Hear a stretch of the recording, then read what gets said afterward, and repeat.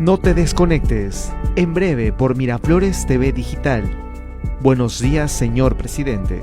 Escúchanos de lunes a viernes, de 7:55 a 8:30 de la mañana. Solo por Miraflores TV Digital. Una mirada diferente.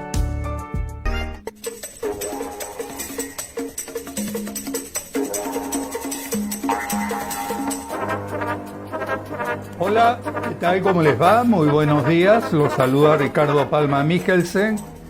Estamos en la plataforma de Miraflores TV Digital. A lo largo de la historia de aquellos que ya tenemos muchos años, hemos podido notar de qué forma los alemanes han intentado convencer al resto de la humanidad de no seguir los pasos que ellos siguieron en la época que intentaron dominar mediante el líder austriaco Adolf Hitler, dominar el mundo. Analistas que han seguido de cerca lo que es el nazismo llegaron a la conclusión de que más allá de la intención dictatorial que luego se convirtió en canallesca de Adolf Hitler, había una mente. Así como en el gobierno de Fujimori también se hablaba de una mente paralela en acción, mejor dicho, en dirección sobre cómo se debía gobernar, resultó siendo supuestamente, tal como lo dicen los libros, Vladimiro Montesinos. Pero en el caso de Hitler fue Goebbels. Estamos remontándonos a una época donde no habían estudios sobre cómo manipular el cerebro humano mediante la utilización de los sistemas de comunicación. Goebbels tuvo razón cuando dijo que la ilusión de la verdad explica que una mentira repetida nos acaba pareciendo verdad.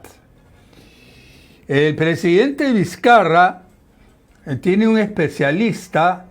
Al lado de él se habla de que es un argentino. Hace bastante tiempo que no lo he oído mencionar en los medios de comunicación. El presidente de la República, un ingeniero graduado de la Universidad de Ingeniería, precisamente en Ingeniería Civil, sin ningún conocimiento de aquello que es formas y manejos para manipular las mentes de los seres humanos. Como dije, esta famosa técnica propagandista de Goebbels de repetir una mentira 1000 veces la convierte en realidad, está basada en hechos científicos. Así lo sostienen una serie de estudios iniciados en los años 70 y refrendados desde entonces por distintos ensayos de reducidos grupos de participantes, pero estudiados con varias metodologías. Dicho en una frase, quiero decirles que estoy citando un estudio muy importante que ha hecho uno de los medios de comunicación más destacados de Europa, Xataka, que ha seguido muy de cerca la actividad de aquello que está pasando ya no en tiempos idos como fueron los de la Segunda Guerra Mundial, sino en estos momentos con la utilización de las redes. Se está comenzando, o yo diría ya estamos avanzando por parte de genios que no son necesariamente genios del bien, en ver cómo convencemos no debería usar el plural, sino cómo convencen ellos para que aquello que sea mentira pueda convertirse en una verdad. La familiaridad puede sobreponerse a nuestra racionalidad, lo que implica varios conflictos, como que las noticias que se lanzan para desmentir verdades pueden ayudar a propagar su apoyo por lo que es en apariencia más sencillo y falso, y pueden convencernos mejor que lo cierto y complejo, y que, como dirían otros poetas del siglo XXI, todo lo que rima es verdadero. Y para esto ahora estamos hablando y siguiendo aquello que son los fake news. Hoy, jóvenes de ambos sexos se preparan y estudian y tienen maestros que les enseñan cómo ser influencers, cómo convencer a que aquellos que ven una bonita ropa interior en una dama, sea esa la ropa interior que le compren a su novia, a su enamorada, a su amante o a su esposa, o viceversa, mostrarlos a ellos con esa ropa interior para que ellas se la compren o ellos mismos se las compren porque le quedan bien a aquel o a tal cual influencers. Sí, estoy hablando de un tema que hay que comenzar a tomarlo como parte de esta nueva civilización de la que no escapa el Perú. Es un tema que es absolutamente nuevo, pero que al mismo tiempo crece como una enfermedad que se apodera de un subgrupo de personas astutas que tratan de convencernos, ahora lo harán para que votemos como si fuera una norma religiosa por tal o cual personaje que está adscrito o forma parte de cual o tal grupo que en un caso puede ser hasta religioso, como es el caso del Opus Dei, contra los que no tengo nada en contra, repitiendo el contra, pero que ha juntado a todos los que piensan y actúan igual que ellos bajo un signo que es prácticamente el nuevo Dios que gobierna al mundo y que ya fue parte del endiosamiento, la necesidad de tener un Dios que es el sol que por ejemplo tiene ahora el Partido Amarillo, que precisamente se ha jalado a muchos naranjas, me refiero a Solidaridad. Bien por ellos, deberíamos decir, pero estamos entrando precisamente a lo que yo quería llegar, a esa teoría de Goebbels. En ese partido hay gente brillante, capaz y realmente preparadísima. No puedo evitar de acordarme de una persona a quien considero el mejor ministro de salud que hemos tenido en muchos años. Me refiero al doctor Luis Solari, que se ha adscrito a ese movimiento de sol brillante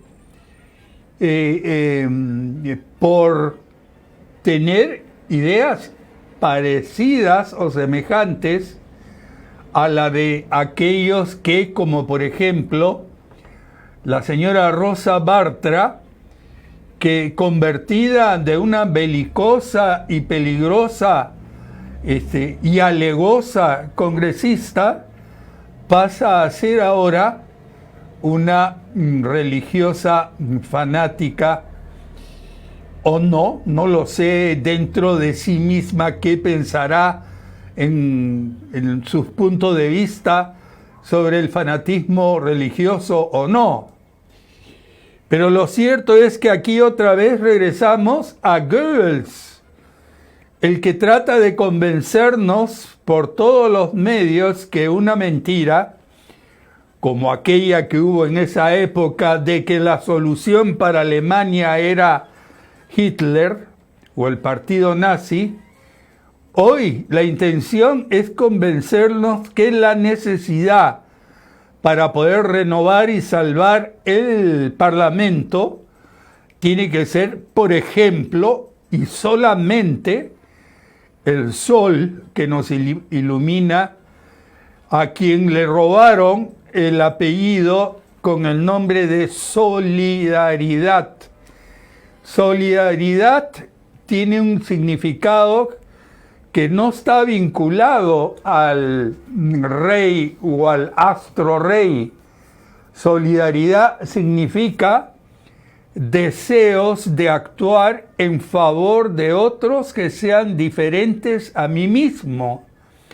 El solidario es una persona, más bien está vinculado a la palabra soldado, que con todo respeto acepta que hay que hacer todo en favor del prójimo. Bien hizo el fundador del partido en robarse esa palabra del diccionario, porque una persona solidaria es una persona que es capaz de sacrificarse por otra. Ergo, tener que aceptar, por ejemplo, la llamada a las 6 de la mañana de una amiga que te llama para contarte sus alegrías y sus problemas a las 6 de la mañana.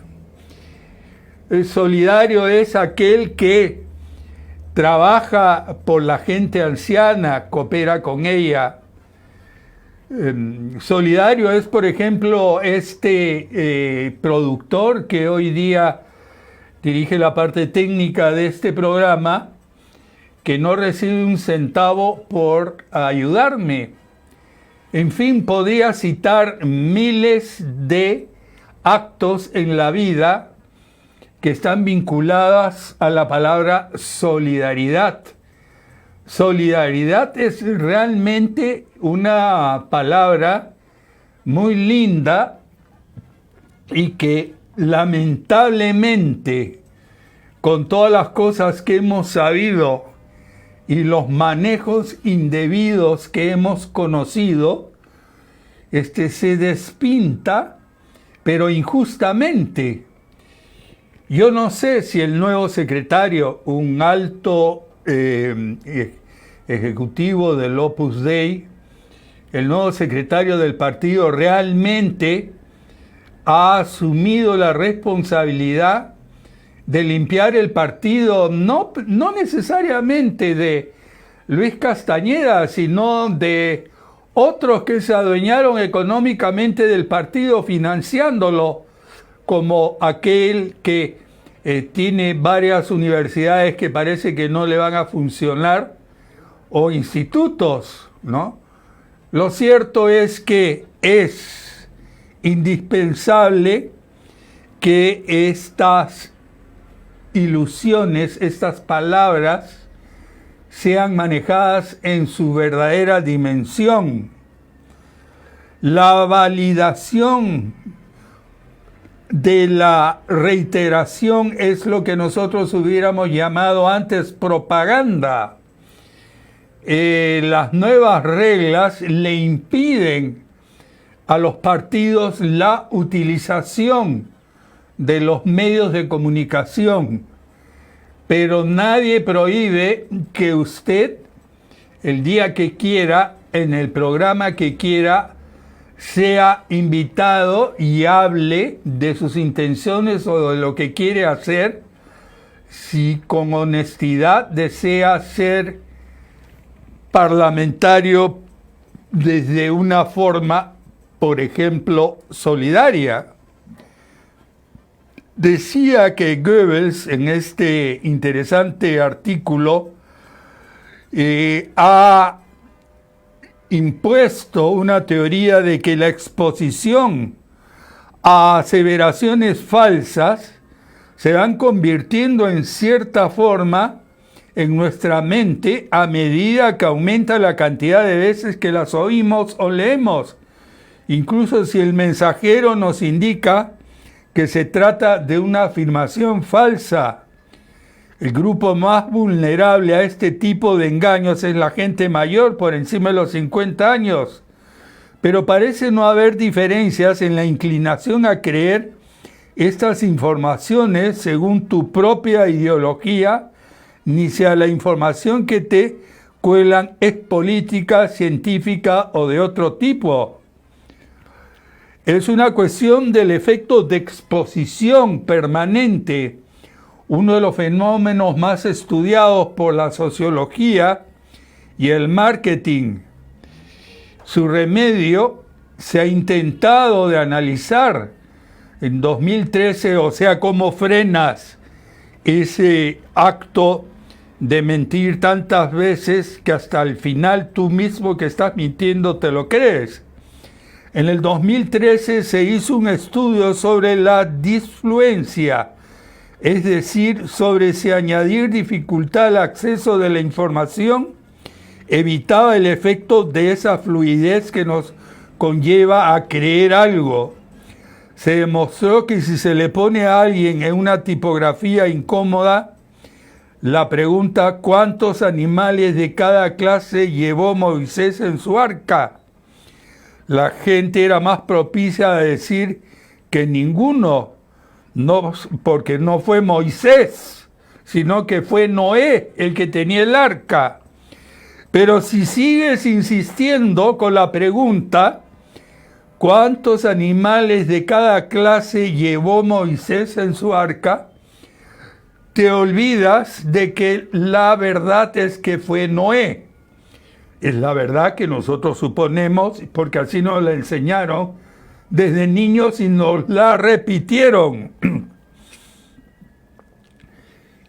Toda esta fluidez mental y que hoy día surge a diestra y siniestra, ¿no?, de tantas páginas sociales, tanta invasión que tienes en tu teléfono y que tú o en tu computadora, o en el periódico también, ¿por qué no? O en la plataforma, ¿por qué no?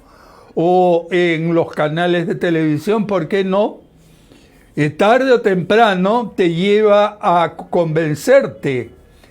Te convencen, por ejemplo, que la Inca Kola, voy a usar un nombre que a ti te resulta absolutamente familiar como a mí, que la Inca Kola es un producto peruano, netamente peruano, como lo podría ser el ceviche.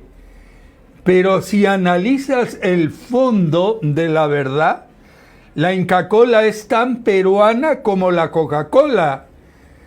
Yo de niño pensaba que la Coca-Cola era peruana porque sus letras eran rojas y blancas, ¿no? Entonces, esto es lo que significa hoy día la manipulación que Goebbels, con mucho acierto, descubrió ya hace casi 100 años, ¿no? Entonces, y antes también hubieron muchos otros personajes, y uno de los expertos más grandes que hemos tenido en manipulación de las masas ha sido nada más y nada menos que Alan García, que se preparó para realmente actuar de una forma tal que no solo convenció a su grupo, como son los apristas, sino que nos convenció a todos los que votamos por él. No obstante la desgracia de su primer gobierno, en el segundo gobierno estábamos de él, votamos votamos convencidos por a quien yo personalmente en una oportunidad le pregunté si él se sentía encantador de serpientes. Y me hizo una pregunta: ¿y tú te sientes serpiente? Me fregó con su respuesta, ¿no? Una rápida respuesta que reflejaba la inteligencia que tuvo siempre Alan García y esa formación casi genética que él tenía para manipular las masas.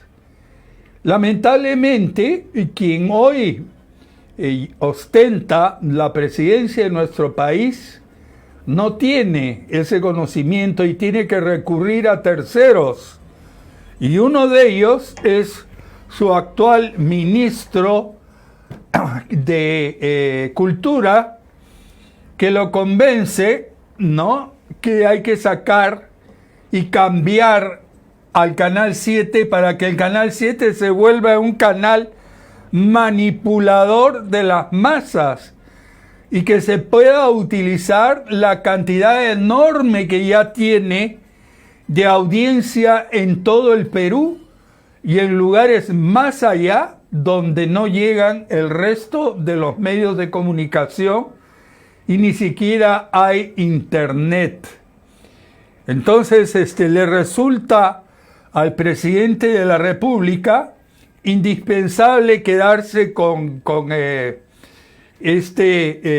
personaje que los comunicadores que intuitivamente olemos o nos damos cuenta de quienes están tratando de hacer las cosas de otra manera, y tiene que surgir un personaje como el escritor que dirigía el Canal 7 y desde Madrid contarnos la historia de que este señor que hoy día maneja el canal, mejor dicho, el Ministerio de Cultura y también, por supuesto, ahora el Canal 7, ¿no?, en varias oportunidades lo llamó para que se cambiara la información o no se diera tal o cual información en el Canal 7.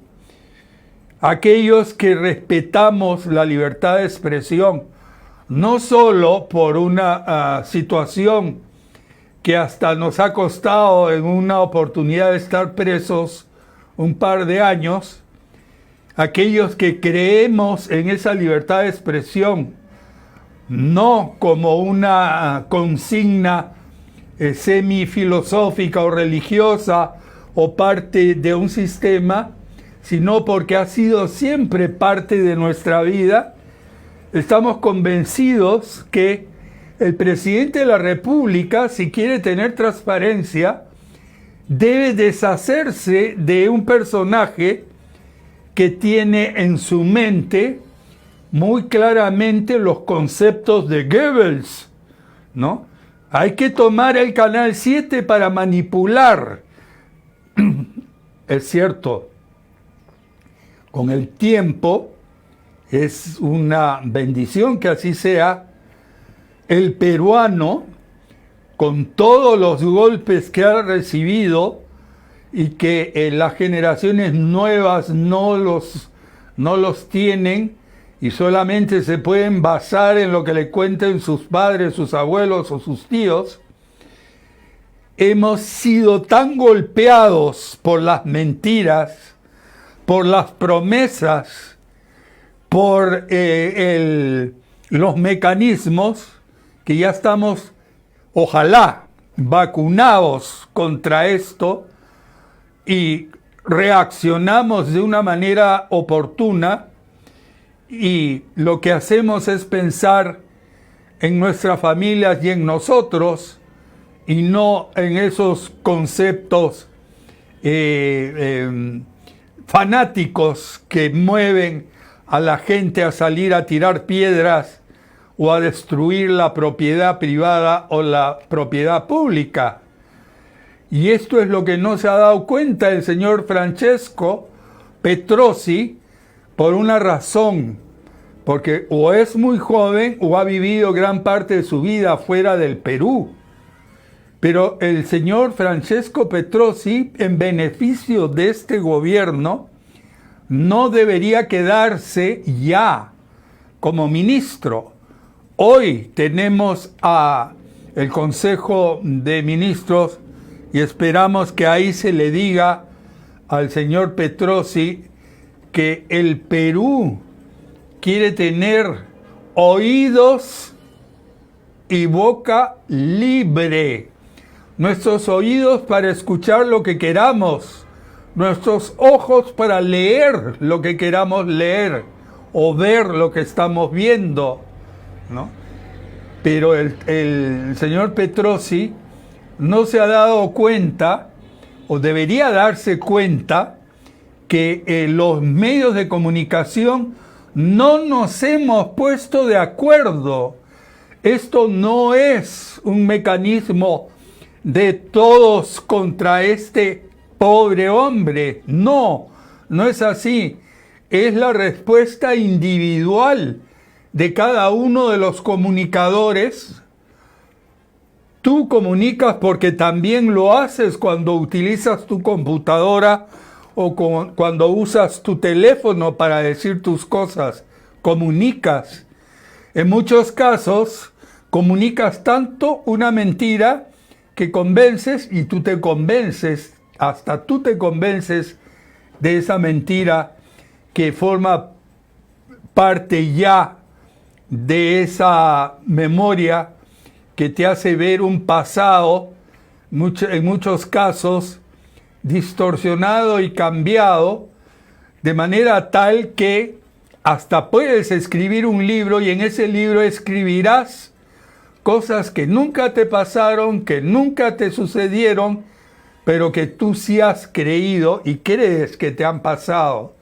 Porque así es la mente humana. Aquí en el Perú hemos tenido 3 o 4 especialistas que aprendieron a fondo y que nos digan algunos políticos ya viejos, como cuando aquí se venía a gran velocidad el comunismo antes de que llegara a la Venezuela de Chávez, con mecanismos como aquel canalla que dirigió Sendero Luminoso, con conocimientos muy mezclados para tratar de intentar ponernos a los peruanos en el campo en el cual está Venezuela hoy. El caso de Venezuela es probablemente la mejor vacuna que ha tenido el Perú, ¿no? Y es muy diferente nuestra idiosincrasia y nuestra manera de ser. Y si el presidente tiene un asesor argentino, este asesor argentino no puede entender que al mismo tiempo somos 3 países en uno, con idiosincrasias totalmente diferentes, pero que con agrado compartimos y aceptamos como una realidad de la que cada uno debe tratar de sacar el mayor provecho. Así que es maravilla viajar a Cajamarca, pero ¿son los cajamarquinos iguales que nosotros los costeños? No, los cajamarquinos nos aceptan y vienen a Lima y disfrutan de Lima y nosotros de Cajamarca, o el cajamarquino que se va a la selva, o el costeño que se va a Tarapoto, Rioja, Yurimaguas, Iquitos o Pucallpa y disfruta de eso y se queda un tiempo allá, no obstante que las costumbres sean diferentes o la manera de pensar o la manera de ser, ¿no? Porque alguien le ha lavado el cerebro en contra, ¿no? El Perú hay que dividirlo en 3 partes. No, señor. El Perú, es maravilloso como es, dividido en 3 partes, pero no puede ser maravilloso un país donde se esté fabricando lo que muchos con gran imaginación ven de una especie de mecanismo que se crea desde el Japón, donde teóricamente, digo teóricamente porque nadie sabe si es verdad o no, tuvimos un señor como el señor Fujimori, que fue allá y con todo gusto le aceptaron que fuera candidato a ser diputado, ¿no? Y que haya en este momento todo un mecanismo que se esté manejando desde Tokio, o Tokio como dicen otros, con la intención de tomar el Perú para una monarquía japonesa, ¿no? Todo eso son lucubraciones, pueden ser invenciones, porque puede ser que la Keiko sea tan peruana como cualquiera de nosotros, ¿no?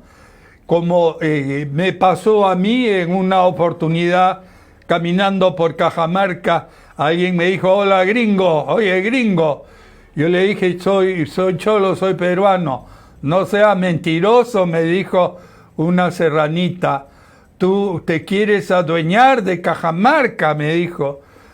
Me costó trabajo convencerla que yo podía querer tanto al Perú que ella quería y que tanto también lo podía querer yo.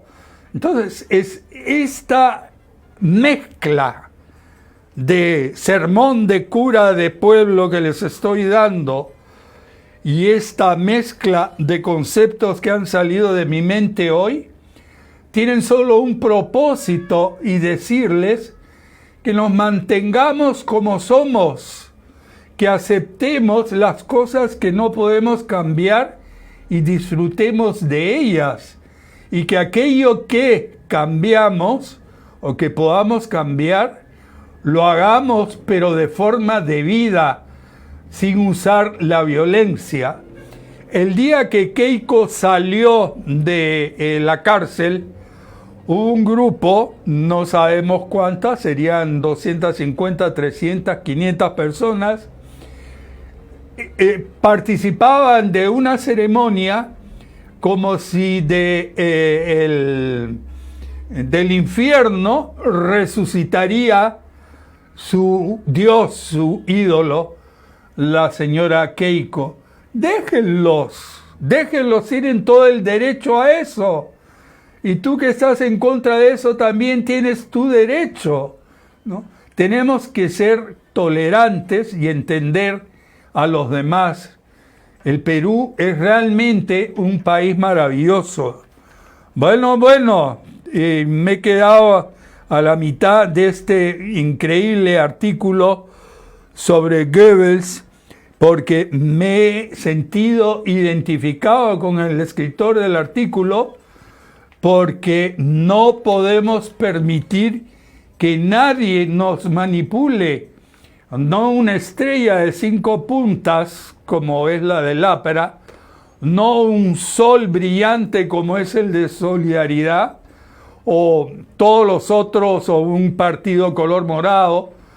Tenemos que decidirnos, por supuesto, en algún momento, pero no se trata de que aceptemos ni permitamos los fanatismos. Hoy el diario El Comercio, no La República, El Comercio, publica en su página 4 una nota que dice: situación de Petrosi golpea al gobierno. Petrosi se quebró ayer después de decir en un evento que quería hacer algo por la cultura en el Perú. Oiga usted, hacer algo por la cultura en el Perú es haber despedido a la directora de la Biblioteca Nacional. Por Dios, no sé qué cosa tiene este hombre en la cabeza, o a quién representa, o qué topo de quién es. Bueno, sacó a quien manejaba la Biblioteca Nacional, ni bien entró. Luego quiso sacar a quien maneja el Canal 7, ¿no? ¿Qué cosa viene ahora? Cerrar plataformas como esta, ordenar que se cambie la dirección de los canales, dándole la manipulación de los mismos a entidades como la SUNAT. ¿Ah? Señor Petrosi, váyase ya. ¿Qué cosa dice el Comercio? Polémica por salida de Coya. Suerte que haya surgido un protestante como Coya y que nos haya hecho ver que este señor con sonrisa de actor y cantante de ópera, ¿no?, esté tratando de interferir con los derechos tuyos y míos de tener la información que queramos escuchar, ver o ver. Relator especial para la libertad de expresión del organismo cuestiona intento de buscar línea más gobiernista en el Instituto de Radio y Televisión Peruana. Por Dios, ¿por qué no puede ser el Canal 7 un canal como el de la BBC, que no es de la reina siquiera, que no es del Parlamento inglés? No, la BBC responde a los intereses de todos los ingleses, ¿no? Y se elige a gente capaz de entender esto, como Cuya lo entendió en el Canal 7. No podemos permitir que se manejen las cosas. Presidente Vizcarra asegura respeto a la pluralidad, pero mientras se quede con Francisco Petrosi, dudo que esto pase. Bueno, vamos a leer los titulares de los periódicos y a calmarnos. Hemos hecho un programa sin noticias. ¿Qué les parece? Prueba PISA. Escolares avanzan en matemáticas. Bien. Lo dice El Comercio. Indicadores, el rendimiento mejoró 13 puntos en el 2008 respecto al 2015. Progresó en ciencias 7 puntos y en comprensión de lectura 3 puntos. Enormes retos. La medición muestra que el país tiene los mayores niveles de segregación y un bajo desempeño de las mujeres en números. Crece inquietud por la decisión de Petrosi de cesar a cabeza del IRTP. El señor presidente, haga usted un gran gesto si quiere quedarse con Petrosi. Quítele al ministerio que maneja Petrosi el manejo del Canal 7 y que lo tenga como fue siempre el Ministerio de Educación, porque el Canal 7 debe ser un ente, bueno, dependiente de quien sea, pero no un órgano donde quienes lo dirigen estén coactados de hacer o qué decir. Lo que debe manejar el Canal 7 es el sentido común, el menos común de los sentidos. Esto es una cosa que realmente es el colmo. Más de 30 abogados ofrecen bloquear multas de tránsito hasta que prescriban. Operan cerca del SAT, cobran 10 soles por presentar descargos, apelaciones y otros recursos para salvar a los infractores. Ordenan libertad de César Villanueva tras cumplirse 7 días de detención preventiva. Eso es por un juzgado, pero por otro juzgado están pidiendo su prisión. Desde hoy se restringe tránsito de camiones por el circuito de las playas de la Costa Verde. Presidente de Francia reafirma que cumbre de OTAN que grupo padece muerte cerebral. El pago de impuestos en el país demanda 260 horas al año a las empresas, indica estudio. Hay hay que recordarles que la Feria del Libro Ricardo Palma tiene excelentes títulos, pero pocos libros sobre el tradicionista, ni siquiera versiones baratas de las tradiciones peruanas. La República, sí, le di a Keiko $200.000. El anciano Vito Rodríguez del Grupo Gloria, anciano he puesto yo, dijo al fiscal José Pérez no recordar quién lo contactó, pero que fue en efectivo y que llevé el dinero a la casa en La Molina donde estaba Keiko. En otro momento de su testimonio, declaró que puede deducir que la persona que acompañaba a la lideresa fujimorista era Jaime Yoshiyama.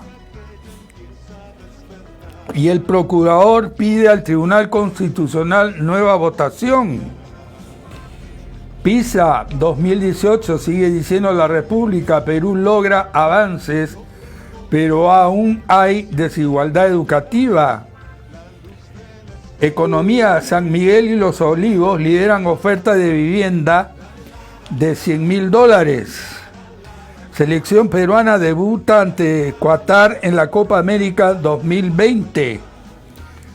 Hoy la lista de candidatos al Congreso de Solidaridad Nacional. Bueno, habrá que poner nuestra canción para que las cosas mejoren y que todo cambie para un mundo mejor. Y al mismo tiempo decir, como decimos siempre, colorín colorado, el programa se ha terminado, y a creer en lo que Goebbels dice. Mucho de decir y repetir una mentira la convierte en verdad. ¡Qué grave!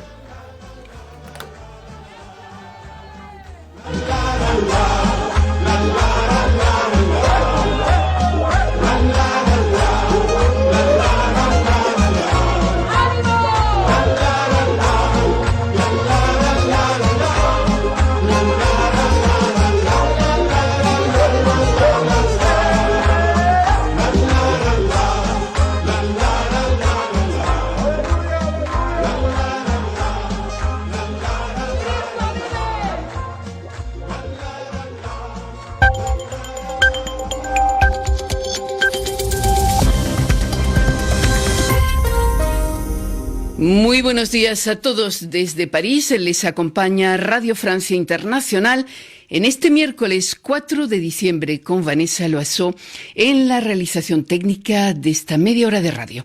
Abrimos, como siempre, con la información internacional, titulares en portada. Carmele Gallubo.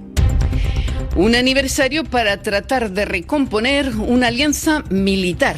La OTAN cumple hoy 70 años. Sus representantes, reunidos cerca de Londres, tratan de recuperar su unidad en medio de fuertes divergencias entre Estados Unidos, Francia y Turquía. Y Francia encara una huelga general a partir de mañana contra la reforma del sistema de pensiones, una convocatoria sindical que se anuncia con gran seguimiento, en particular en el sector del transporte. Y en esta edición, con motivo de la cumbre sobre el clima que se celebra estos días en Madrid, hablaremos también del estado de los océanos bajo el impacto del cambio climático. Noticias en RFI. Los encuentros en familia, es sabido, no siempre son entrañables. Lo han vuelto a demostrar los miembros de la OTAN, que en el inicio ayer de las conmemoraciones por el 70 aniversario del bloque militar dejaron de manifiesto sus divergencias.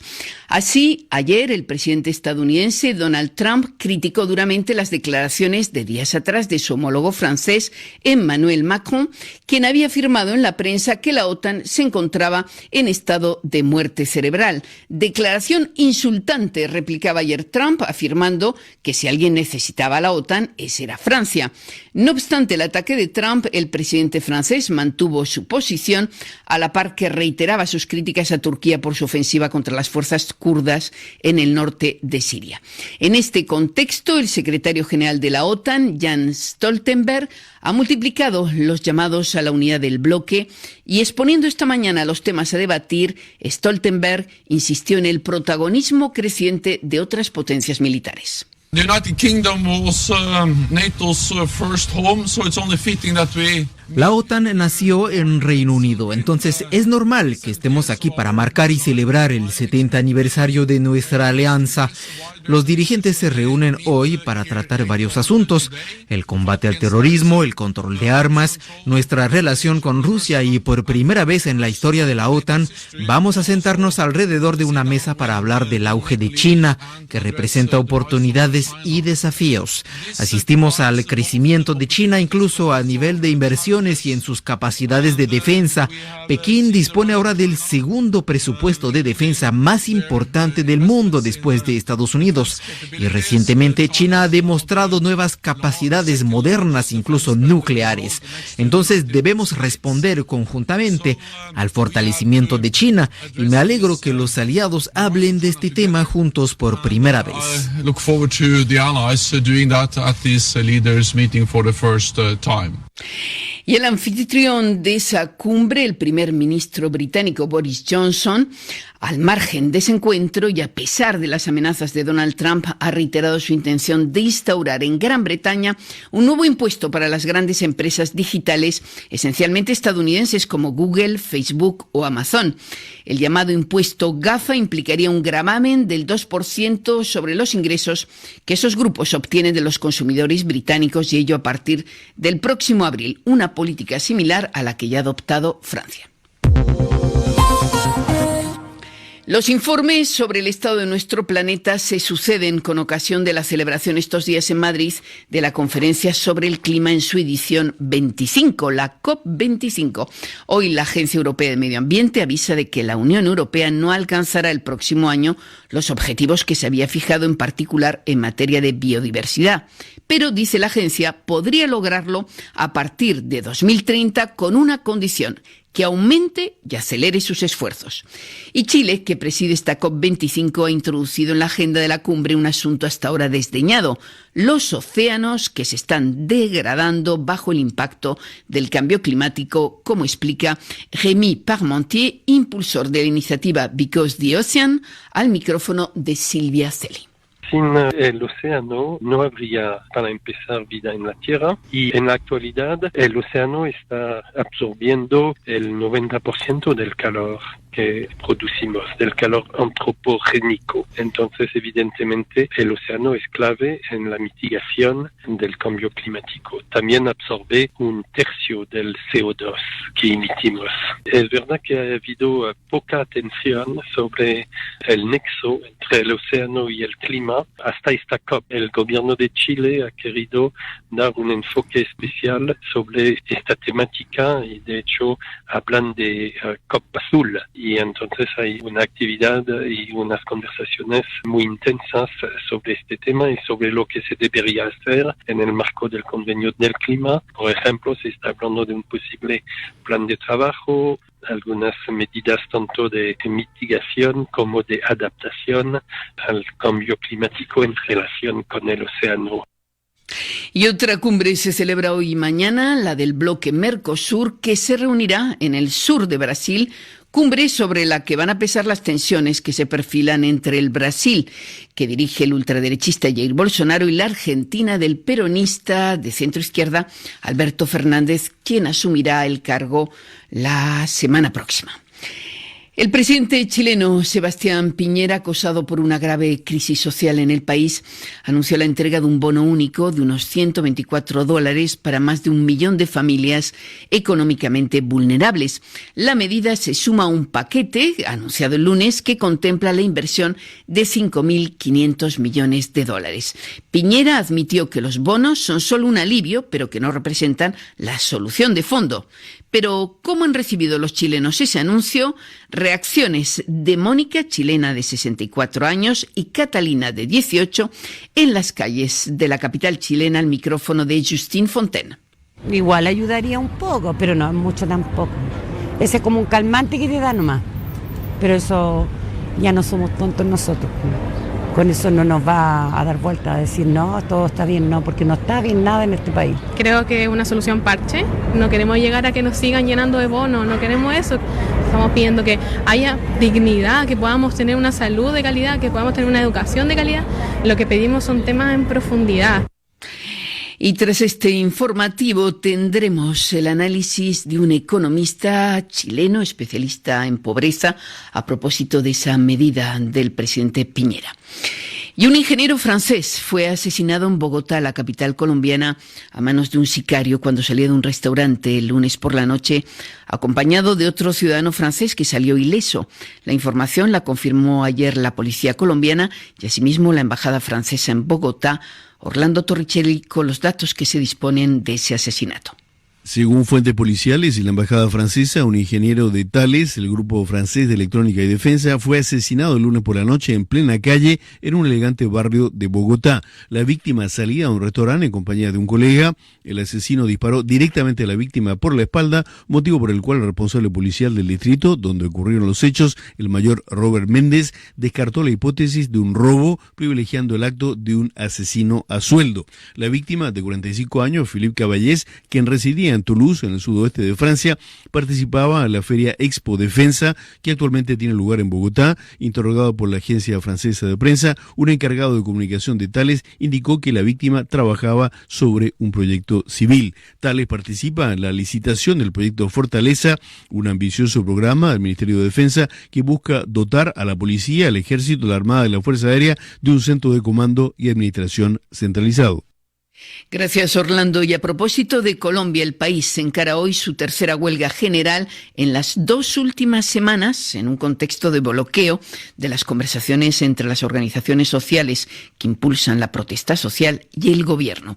Junto a la denuncia de las desigualdades y la política económica del presidente Iván Duque, los sindicatos quieren poner hoy el acento en la reforma tributaria que estos días examina el Congreso colombiano. Y huelga general también aquí en Francia, pero a partir de mañana jueves los sindicatos convocan paros y manifestaciones contra la reforma del sistema de jubilaciones, reforma prevista por el gobierno. A la cabeza de esa movilización están los sindicatos de ferroviarios, y es que el gobierno quiere acabar con los regímenes de jubilación especiales, de que disfrutan los trabajadores de algunos sectores como el del transporte público. Informa Lucille Jambert. Hoy los ferroviarios que trabajan en los trenes pueden jubilarse a los 50 años y los de estaciones a los 55, o sea, mucho más temprano que muchos trabajadores franceses. Christophe Seibière tiene 40 años y 20 años conduciendo trenes. Considera que no son privilegios, sino una justa compensación, porque trabaja muchos fines de semana y en horarios atípicos. Por ejemplo, ayer trabajé en la tarde. Hoy empecé a las 5 de la mañana. A veces empiezo tempranito, luego estoy libre durante la jornada en París y a la medianoche retomo mi turno y me voy a mi casa. A veces debo dormir en otro lado, en un hotel o en una residencia.